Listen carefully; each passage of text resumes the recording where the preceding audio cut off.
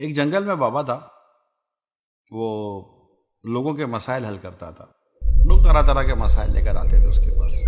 वो अक्ल, दानाई, हिकमत, इस तरह के उनको हल निकाल कर दिया करता था कि भाई यूं कर लो तो हो सकता है मसला हल हो जाए, भाई यूं कर लो तो हो सकता है मसला हल हो जाए। अब ये करके तो देखें। उसके बाद एक दिन एक जमींदार आया, लैंडलॉर्ड।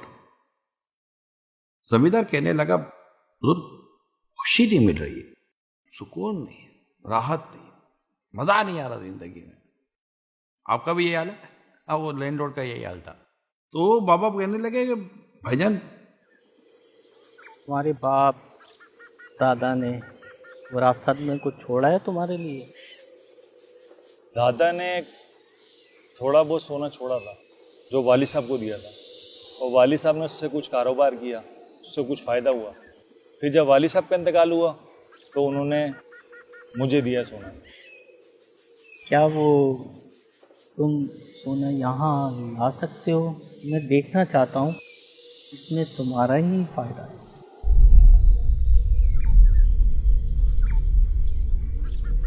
तो उसने गोल्ड दिखा दिया। बाबा जी ने गोल्ड दिया, मुट्ठी बंद की। वो समझा बाबा जी कुछ पढ़ेंगे तो गोल्ड बढ़ जाएगा। बाबा जी गोल्ड लिए और खड़े हुए और भाग गए। और जैसे बाबा जी जो गोल्ड लेकर भागे तो जमींदार साहब की तो पांव तले जमीन ही निकल गई। वो भागा पीछे।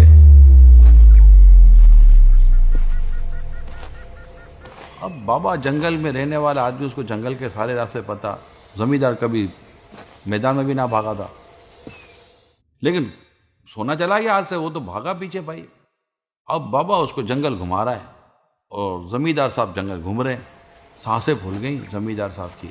बाबा आंखों से गायब नहीं हो रहा, ये बता दूं मैं आपको, नजर आ रहा है। वो जंगल में पीछे पीछे, बाबा उसको अपने पीछे दौड़ा रहा है। शाम हो गई। बाबा जी दरख्त के नीचे आकर बैठ गए। जमींदार की सांस फूली हुई थी, वो भी कहीं दूर से खड़ा होकर अपनी सांसें बहाल कर रहा था। बाबा मर जाऊंगा मैं, सोना दे दो, यही रह गया है सब कुछ। वो आहिस्ता आहिस्ता आहिस्ता जमींदार आगे बढ़ने लगा कि बाबा को पकड़ लूंगा। बाबा बाबा था। बाबा दरख्त के ऊपर चढ़ गया। बाबा बाबा सोना अब वो दे दो बाबा वरना की मैं मर मिन्नत जाऊंगा। समाजत जो कुछ बस उसको यही करनी थी रह करने गया मेरे लगा। पास।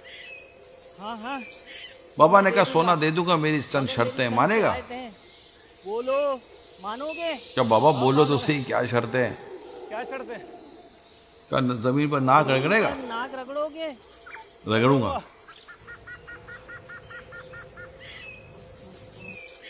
उसने जमीन से बाकायदा उसकी नाक से लकीरें खिंचवा दी। फिर कहा कि एक काम कर, इधर इतनी दौड़े लगा। बोला बाबा अभी तो दौड़ाया है, दौड़े लगाता है नहीं। दौड़े लगाई। अजीब बेतुकी किस्म की शर्तें रखी, और सारी शर्तें पूरी कर रहा था, करेगा क्या? गोड़ तो उसके बाद था नहीं, वो तो बाबा के हाथ में था। अब थक हार के जब वो बिल्कुल निढाल हो गया, बाबा जी दरख्त से नीचे उतरे। ये ले सोना पकड़। उसको गोल्ड दिया। जैसे उसके हाथ में गोल्ड आया ना, चेहरा चमक उठा, दिल खुश हो गया, मजे को मजा आ गया।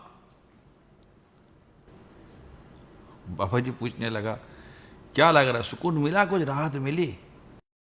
बोला बाबा जी मेरे तो आपने होश उड़ा दिए, अब तो बस सुकून ही सुकून है। बाबा जी ने कहा कि तेरा सोना मुझे नहीं चाहिए था, तेरी सुकून का मैं इलाज निकाल रहा था। तेरा प्रॉब्लम यह है कि जो तेरे पास है ना, इससे तू राजी नहीं है, और तू किसी और को देख रहा है जिसकी वजह से तुझे प्रॉब्लम शुरू हो चुका। तो जो तुम्हारे पास है ना, उसको अल्लाह पाक की तरफ से बहुत बड़ी अता और बहुत बड़ी नेमत समझो, तो तुम्हें सुकून नसीब हो जाएगा। अब ये वाकया हो सकता है मन घड़ती हो, बनाया गया हो, लेकिन आपको लगता नहीं है वाकया आपके लिए। आप देखिए एक मिडिल क्लास शख्स, मिडिल क्लास, ना अमीर है ना गरीब है, इसको बोलो अमीरों के इलाके में रहने चला जा, वो रह तो लेगा, जिंदगी में खुद को गरीब समझेगा। फिर इसी को कहोगे यार गरीबों के इलाके में रहने जा, वो रह तो लेगा, जिंदगी में खुद को अमीर समझेगा। आगे ये वही है, हालत बदली, इसकी सोच बदल गई। अल्लाह पाक हमारे हाल पर रहम फरमाए। और हमें शुक्र गुजारी की तौफीक अता फरमाए।